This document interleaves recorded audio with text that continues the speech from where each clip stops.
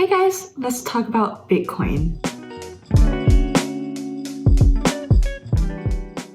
Specifically, understanding it at a high level, and is it money? So what exactly is Bitcoin? Bitcoin is a form of digital currency that is stored on the blockchain. So when we break it down by definition, what exactly is digital currency or virtual currency, as some people like to call it? Well, if we want to discuss this, we're going to have to look at what is physical currency, so meaning money. And let's take the US dollar, for example. So money is supposed to fulfill three functions. It's supposed to be one, a medium of exchange, meaning that if I want something, I can give you $1 for it, the US dollar, and you will give me a good or a service for it. So basically, do other people accept the dollar for the goods or services that they're providing you? Two, is supposed to be a unit of account. Basically, a unit of account is something like having a standard way of measuring the price of goods and services. So for example, if I have US dollar, I can divide that into tens, 20s, 10 cents, 5 cents, but I can't do that with bananas, for example. I can't divide it into like half a banana and a tenth of a banana. It doesn't work the same way. And it's not standard amongst different bananas. So that's a unit of account. And lastly, 3 would be a store of value. So I cannot use a banana as money because in 1 month, the banana is going to be rotten and no one's going to want to accept it. So it has to be something where the value won't die over a couple of days. So money never really always served all 3 functions that we're talking about today. A few hundred years ago on the island of Yap, there was a gigantic stone in the middle of the island that represented wealth.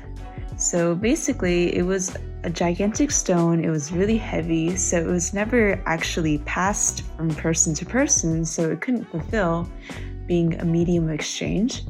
And it wasn't really a unit of account either because you weren't going to divide a gigantic stone. And essentially, the stone just stored value. And when we look at the USD, the dollar isn't backed by gold or any physical commodity. It was off the gold standard after FDR and Nixon, and it's been that way ever since. So maybe some people would say that the US dollar doesn't actually have any intrinsic value because it's not backed by gold. But the government would say you're wrong because the intrinsic value that the dollar has is that it is backed by the full faith and credit of the US government. So what that means is that the government must accept that dollar as a payment for taxes. And everything else besides taxes doesn't really matter much to the government. If you wanted to exchange something with your neighbor, you can give them maybe your leftover eggs and they give you some milk. Or maybe you exchange gift cards. But the government won't accept that as a form of payment for taxes. And that's really where the US dollar has value. So then we can look at whether Bitcoin is considered money.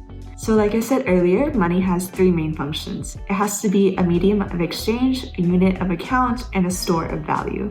So for a medium of exchange, Tesla may accept Bitcoin as payment in the future, so maybe it could be considered that. There have been people who bought pizza with Bitcoin, and a lot of other digital assets on the internet have accepted Bitcoin. So you could argue that it is a medium of exchange. And then 2, is it a unit of account? The main thing when you look at a unit of account is that whether it is divisible. So back to my banana, I cannot really divide my banana by 10 pieces. I think everyone will agree with me that the middle piece of a banana is worth more than the end piece, so I don't even know how to split it into 10 equal portions. But with Bitcoin, it is able to be divided. So right now, Bitcoin is worth around 50,000, and you're not going to spend 50,000 in one go, right? You're going to spend like a tenth or a tenth of a tenth of that. And Bitcoin allows you to do that based on how it's built. But when we talk about the 3rd function of money being a store of value, this is where a lot of debate comes in. Bitcoin, as you all know, is very volatile. So if one Bitcoin is worth one pizza today, and then tomorrow one Bitcoin is worth 100 pizzas, then why would I spend my one Bitcoin on one pizza if I can just wait for tomorrow and then spend it on 100 pizzas? And then maybe the day after that, I can buy 1,000 pizzas with it. So why would I even spend it at all? Why can't I just hold it and wait until it reaches 1 million pizzas, and then I either buy my pizzas then or I sell it for $1 million worth of pizza? And this is exactly why so many people right now are hesitant to use Bitcoin as a means of exchange. Like, why would I use my Bitcoin to buy anything if the worth tomorrow is going to be much more than the worth today? And that's why volatility is a very negative aspect for anything that wants to become money. And this is where I would argue the third function of money isn't fulfilled. USD, other currencies, and whatever, they fluctuate, but $1 of USD today is not going to be substantially more than $1 of USD tomorrow, and that's definitely not the same for Bitcoin. So what does this actually mean? As a virtual currency, Bitcoin cannot actually be considered money unless all three functions of money are fulfilled. So if it's not a store of value, and it's barely a means of exchange, and it is a good unit of count, what does it actually make it then if it's not able to fulfill the purpose that it was developed for? Personally, I'd advise against buying anything where the sole purpose is just to buy it at a lower price now and sell it to some loser in the future for a higher price. Then does that mean Bitcoin's a scam? And to that, I'd definitely say no, because there have been a lot of smart minds that are contributing to the development of Bitcoin. It brings together economic incentives and cryptographic functions, and it has created a novelty that's really rooted in the mechanisms of today's society. So Bitcoin's scarcity is modeled after monetary policy. Bitcoin's increasing mining difficulty is also modeled after today's computing technology increase. And in the future, it really could very well fulfill all three functions, just not right now.